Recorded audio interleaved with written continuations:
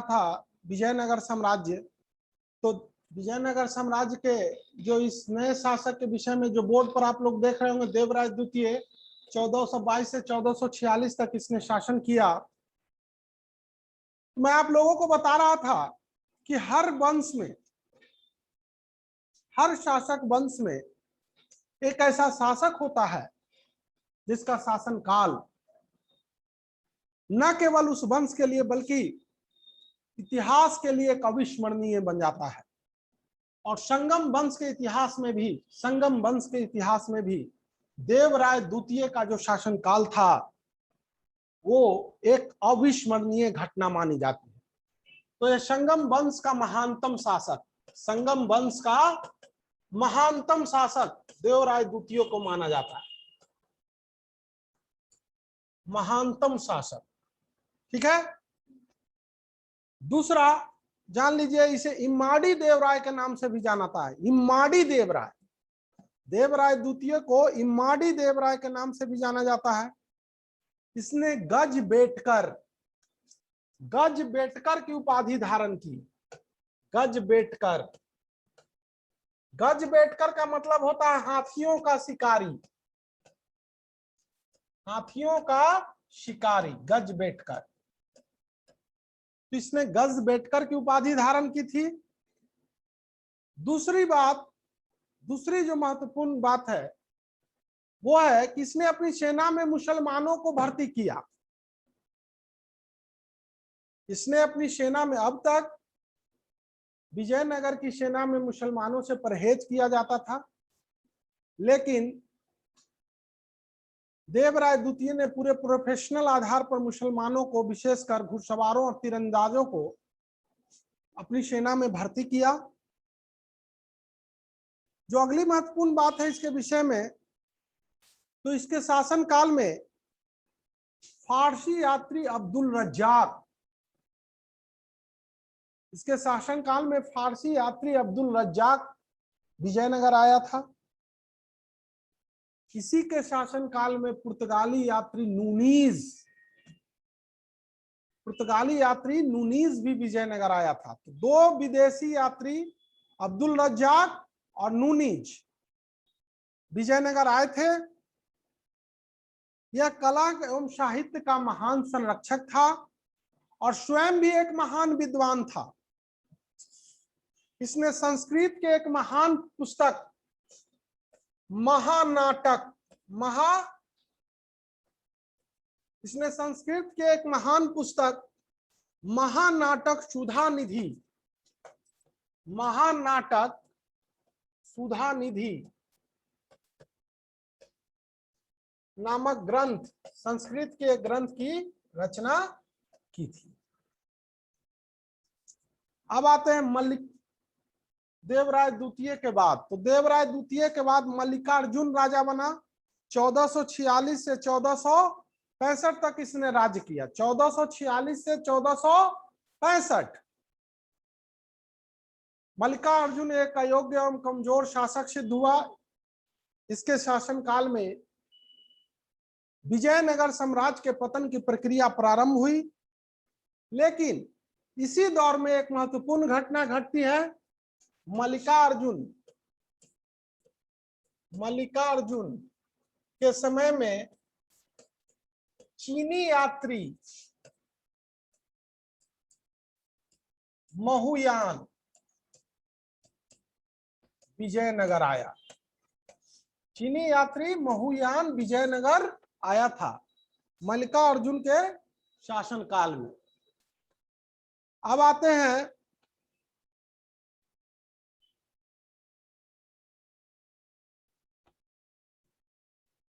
ये संगम वंश का इतिहास था। विजयनगर के इतिहास में संगम वंश, जो 2-3 वंशों ने विजयनगर पर शासन किया, उसमें जो महत्वपूर्ण वंश और पहला वंश था संगम वंश। अब आते हैं सालू वंश। संगम वंश के बाद विजयनगर पर सालू वंश, सालू वंश का शासन प्रारंभ हुआ और सालू वंश का संस्थापक था सालू नरसिंह। सालू नरसिंह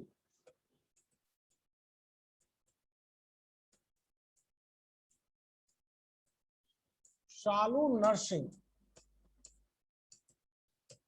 ये संगम वंश का संस्थापक था, जो 1485 से 1491 तक इसने राज्य किया। इसके बाद इम्माड़ी नरसिंह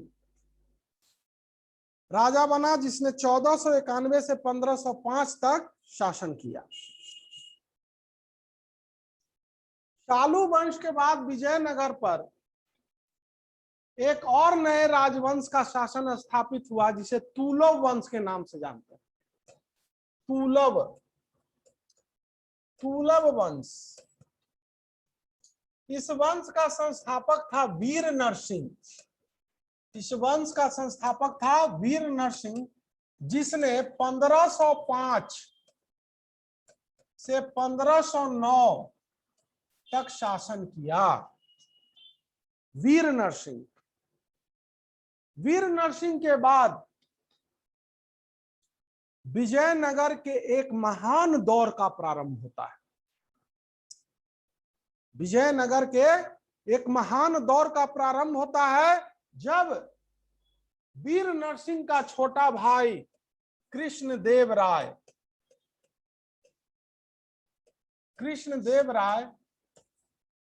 विजयनगर का शासक बनता है। इसका शासन काल था 1509 से 1529, अर्थात लगभग 20 वर्षों तक इसने शासन किया, और इसका 20 वर्षों का शासनकाल विजयनगर साम्राज्य का अविस्मरणीय काल माना जाता है, एक सुनहरा काल माना जाता है। और कृष्णदेव राय के शासनकाल में न केवल विजयनगर की साम्राज्य का चहुमुखी विकास हुआ, बल्कि कला, साहित्य और स्थापत्य के क्षेत्र में भी विजयनगर की तरक्की अविस्मरणीय थी। अर्थात यह विजयनगर के चहुमुखी विकास का काल था। तो आते हैं कृष्णदेव राय के द्वारा किए गए कुछ महत्वपूर्ण कार्य। तो सबसे पहले इसने बीजापुर के यूसुफ आदिल शाह को पराजित किया। कृष्णदेव राय ने सर्वप्रथम बीजापुर के शासक यूसुफ आदिल शाह को पराजित किया, और उसे पराजित करने के बाद रायचूर दोआब पर कब्जा कर लिया। ये पहले महत्वपूर्ण बात है कि कृष्णदेव राय ने बीजापुर को पराजित कर रायचूर दोआब पर कब्जा कर लिया। दूसरी जो महत्वपूर्ण बात है वो है कि कृष्णदेव राय ने बहमनी सुल्तान महमूद शाह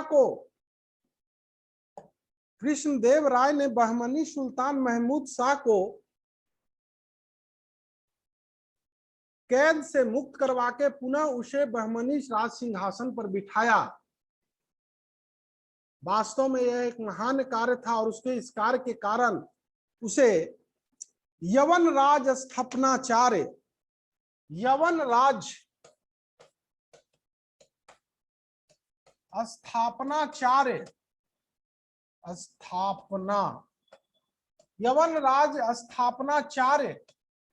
की उपाधि से विभूषित किया गया है।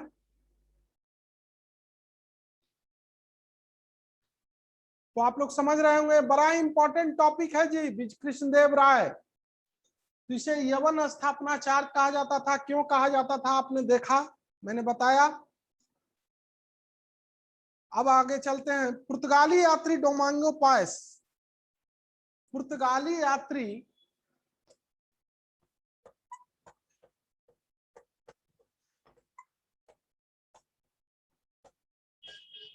डोमिंगो पायस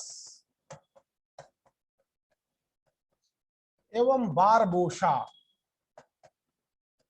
पुर्तगाली यात्री डोमिंगो पायस एवं बारबोसा ने कृष्णदेव राय के शासनकाल में विजयनगर की यात्रा की थी। यह भी एक, और उन दोनों यात्रियों ने कृष्णदेव राय के भव्य शासन व्यवस्था और की मुक्त कंठ से प्रशंसा की है। अब हम लोग आगे चलते हैं।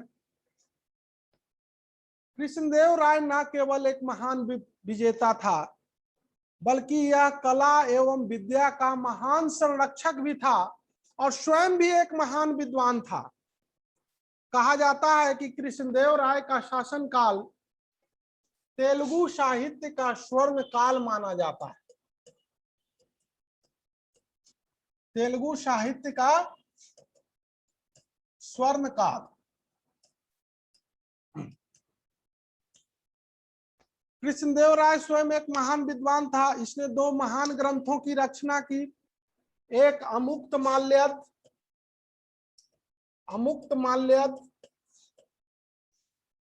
तेलुगु में, और दूसरा जामवती कल्याणम। अमुक्त माल्यद तेलुगु में और दूसरा जामवती कल्याणम संस्कृत में। तो इससे आप समझ रहे होंगे कि यह कितना महान विद्वान भी था। कहा जाता है कि इसके दरबार में तेलुगु के 8 विद्वान रहते थे, जिन्हें अष्ट दिग्गज के नाम से जाना जाता था।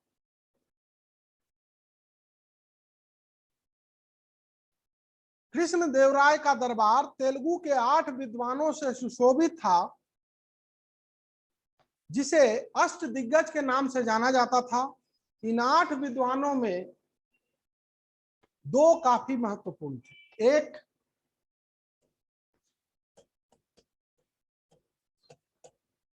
एक जो थे जिनका नाम था पेडन्ना, और दूसरा तेनालीराम का नाम आप लोग सुने होंगे।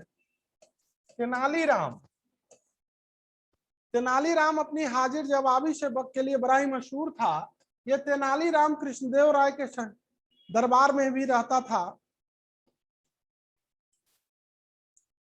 स्थापत्य के क्षेत्र में भी इसने अपना बहुमूल्य योगदान दिया था। इसने विट्ठल स्वामी मंदिर और हजारा मंदिर का निर्माण करवाया। विट्ठल स्वामी मंदिर और हजारा मंदिर का निर्माण कृष्णदेव राय ने करवाया था। इसने आंध्र भोज, अभिनव भोज, आंध्र पितामह, इसीलिए इसके महान शासन काल के कारण कहा जाता है कि कृष्णदेव राय के उसके महान शासन काल के कारण इसे अनेक नामों से जाना जाता है, जैसे आंध्र भोज, आंध्र पितामह,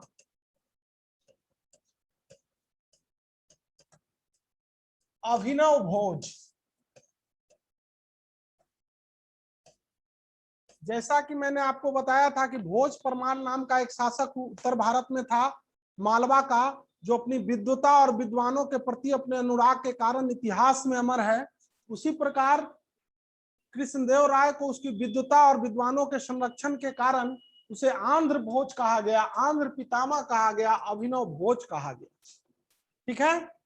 और एक जो महत्वपूर्ण टिप्पणी कृष्णदेव राय के विषय में किया गया है, बड़ा ही ऐतिहासिक टिप्पणी है, उसे आप लोग याद रखिएगा। और यह टिप्पणी महान शासक बाबर ने किया है। बाबर ने अपनी पुस्तक तुजुके बाबरी में कहा है कि भारत के समस्त शासकों में कृष्णदेव राय सर्वाधिक शक्तिशाली शासक था। यह टिप्पणी उसकी थी किसके विषय में? कृष्णदेव राय के विषय में। तो इसे आप लोग याद रखिएगा कि बाबर ने अपनी रचना तुजुके बाबरी में कृष्णदेव राय को भारत का सर्वाधिक शक्तिशाली शासक बनाया। अब आते हैं कृष्णदेव राय के बाद अच्युत देव राय।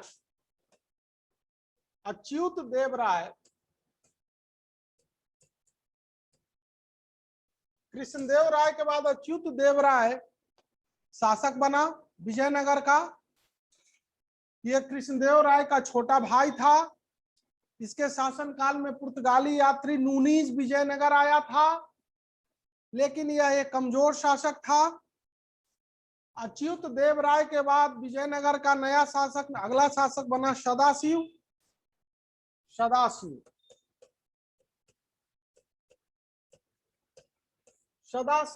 अच्युत देव राय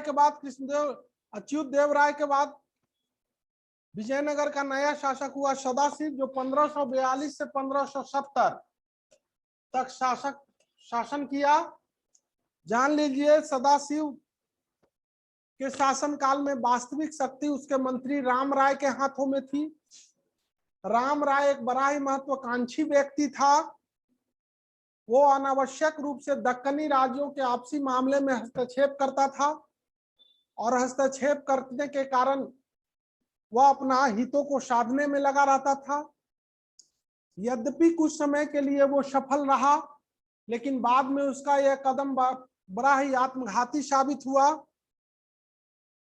जब दक्षिण के राज्यों अहमदनगर, बीजापुर, गोलकुंडा और बीदर ने एक संयुक्त सैनिक मोर्चा बनाकर विजयनगर के विरुद्ध आक्रमण कर दिया और विजयनगर और बहमन इन राज्यों के बीच जो युद्ध हुआ वो इतिहास का एक महान युद्ध जाना जाता, और उस युद्ध का नाम था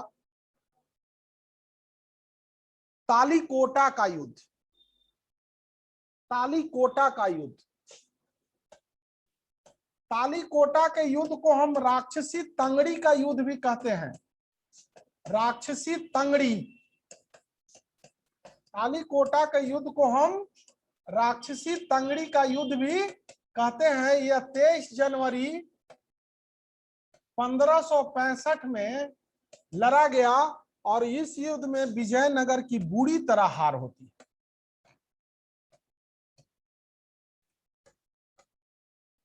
विजयनगर की बुरी तरह हार होती है। यद्यपि इस युद्ध के बाद भी विजयनगर साम्राज्य का अस्तित्व बना रहता है, लेकिन विजयनगर का स्वर्णिम दौर समाप्त हो चुका होता है और इसके ध्वंसावशेषों पर एक साधारण राज्य के रूप में विजयनगर यद्यपि जीवित रहा, लेकिन उसकी वो चमक, उसका वो गौरव पूरी तरह समाप्त हो जाता है। ठीक है। इस युद्ध के बाद विजयनगर पर आरवीडू वंश का शासन शुरू हुआ। आरवीडू वंश, इस वंश का संस्थापक राम राय का भाई था तिरुमाल। इस वंश का संस्थापक राम राय का भाई तिरुमाल था, जिसने विजयनगर की सत्ता अपने हाथों में ले ली। उसने पेनुगोंडा को अपना राजधानी बनाया। कहां बनाया? पेनुगोंडा। पेनुगोंडा को अपनी राजधानी बनाया। वेंकट द्वितीय,